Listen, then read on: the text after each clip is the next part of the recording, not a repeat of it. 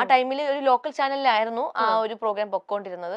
പക്ഷെ നല്ല വ്യൂസ് ആയിരുന്നു. യൂട്യൂബിനകത്തൊക്കെ 1 മില്യൺ 2 മില്യൺ അങ്ങനെ പോകുമായിരുന്നു.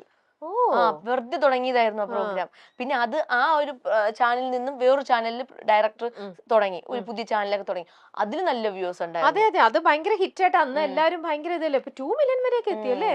എല്ലാവർക്കും ഇഷ്ടമായിരുന്നു, എല്ലാരും കാണുന്നുണ്ടായിരുന്നു. ഭയങ്കര രസമാണ്. കാരണം നമ്മള് ഒരു വീടിനകത്ത് ഒരു ഭാര്യയും ഭർത്താവും, സ്നേഹിച്ച് കല്യാണം കഴിച്ചു, അത് കഴിഞ്ഞിട്ട് പിന്നെ നമ്മൾ ഡിവോഴ്സ് ചെയ്യാൻ വേണ്ടിട്ട് നടക്കുന്നതാ.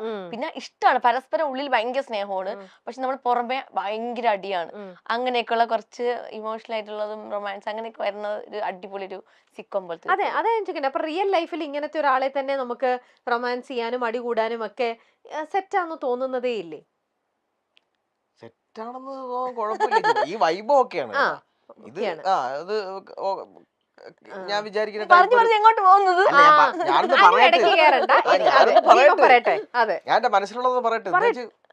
എടാ നീ എന്നോട് പറയാറുള്ള എന്താണെന്നറിയാമോ, നിന്നെ കെട്ടുന്നവന്റെ, എന്റെ പൊന്നോ നിന്നെ കെട്ടുന്നവന്റെ കാര്യം അതോ ഗതി. 24 മണിക്കൂർ അതാ പറയുന്നത്. ഇപ്പൊ എന്റെ ചേച്ചി എടുത്ത, ചേച്ചി ഇവള് കല്യാണം കഴിക്കാൻ പോകുന്നുണ്ട്, ഇവളെ കെട്ടിച്ചൊന്നും വിടരുത്. ഈ ആബ്സെന്റ് മൈൻഡ് എന്നൊക്കെ ചില ആൾക്കാർ നമ്മൾ പറയില്ല, ഇതതിന്റെ എക്സ്ട്രീം ആണ്. ഈ ഫോണിൽ നോക്കിണ്ടെങ്കിൽ സമയം നമ്മൾ എന്തെങ്കിലും സാധനം പറഞ്ഞു കഴിഞ്ഞാൽ ഒന്ന് പുള്ളിക്കാരി ചിലപ്പം കേൾക്കുന്നുണ്ടായിരിക്കും, പക്ഷെ ഒരിതും ശ്രദ്ധിക്കുന്നില്ല. കാരണം ഞാൻ അതിൽ ശ്രദ്ധിക്കുക. അത് മാത്രമല്ല, ഞാൻ ഉറങ്ങി കിടക്കുകയാണെങ്കിലും എവിടെയെങ്കിലും ഇപ്പൊ ഉറങ്ങി കിടക്കാന്ന് വിചാരിച്ച ലൊക്കേഷനിൽ, അവിടെ എന്ത് നടന്നാലും ഞാൻ എണീക്കത്തില്ല.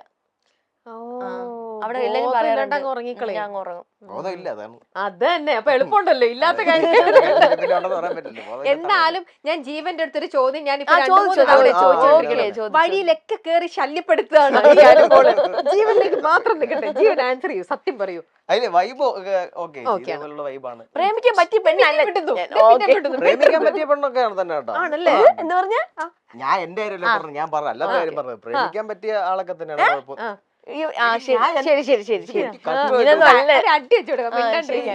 ഞാൻ പറയട്ടെന്ന്, അങ്ങനെയുള്ള കുഴപ്പങ്ങളൊന്നുമില്ല.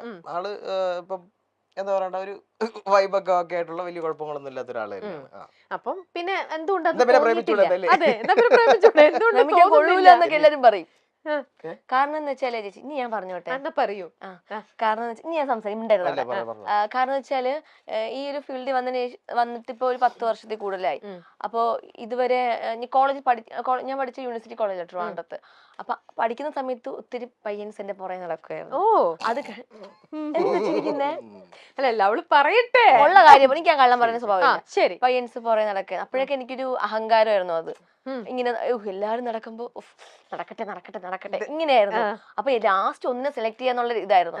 അപ്പൊ എത്ര പേര് എത്ര നാള് നടക്കും എന്നൊക്കെ ഞാൻ ഇങ്ങനെ നോക്കി നിന്നപ്പം ഒരാൾ എന്റെ പുറകെ ഭയങ്കരമായിട്ട് നടന്നു.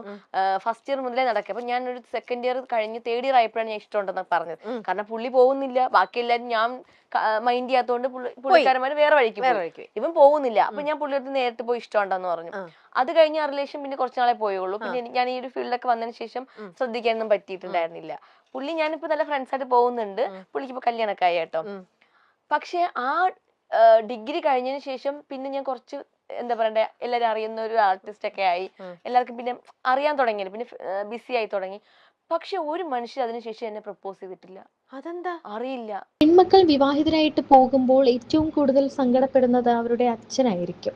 ഇത്രയും നാൾ തൻ്റെ മകളായിരുന്ന ആളാണ്, ഇത്രയും നാൾ തൻ്റെ ഇഷ്ടങ്ങൾക്ക് അറിഞ്ഞ് തൻ്റെ കൂടെ ജീവിച്ച, താൻ പൊന്നുപോലെ നോക്കിയ തൻ്റെ മോളാണ് ഇപ്പോൾ മറ്റൊരു വീട്ടിലേക്ക് പോകുന്നത്, മറ്റൊരു അമ്മയുടെയും അച്ഛൻ്റെയും മകളായി പോകുന്നു. ഇനി മറ്റൊരു ആളാണ് രക്ഷകർത്താവാകുന്നത്. അച്ഛൻ എന്നൊരു സ്ഥാനം അവിടെ ഉണ്ടെങ്കിലും ആ രക്ഷകർത്തൃത്വം ഇനിയില്ല എന്നൊരു കാര്യം തന്നെ അവിടെ വരുന്നുണ്ട്. അനുമോളെ സംബന്ധിച്ചിടത്തോളം ഈ ഒരു മാറ്റം വളരെ വലുതാണ്. കാരണം അനുവിന് കുടുംബം തന്നെയാണ് ഏറ്റവും വലുത്. തൻ്റെ അച്ഛനെയും അമ്മയും കഷ്ടപ്പെടുത്താതെ അവരെ സ്നേഹിച്ച് തന്നെ ജീവിക്കുന്ന ഒരാളാണ് അനുമോള്. 13 വയസ്സിലാണ് അനുമോൾ ഈ ഫീൽഡിലേക്ക് വരുന്നത്, അഭിനയത്തിലേക്കും ആങ്കറിങ്ങിലേക്കും ഒക്കെ വരുന്നത്. ആ സമയത്തൊക്കെ തന്നെ അനുമോൾ തീരുമാനിച്ചതാണ് തൻ്റെ അച്ഛനെ ഇനി കഷ്ടപ്പെടുത്തില്ല എന്ന്.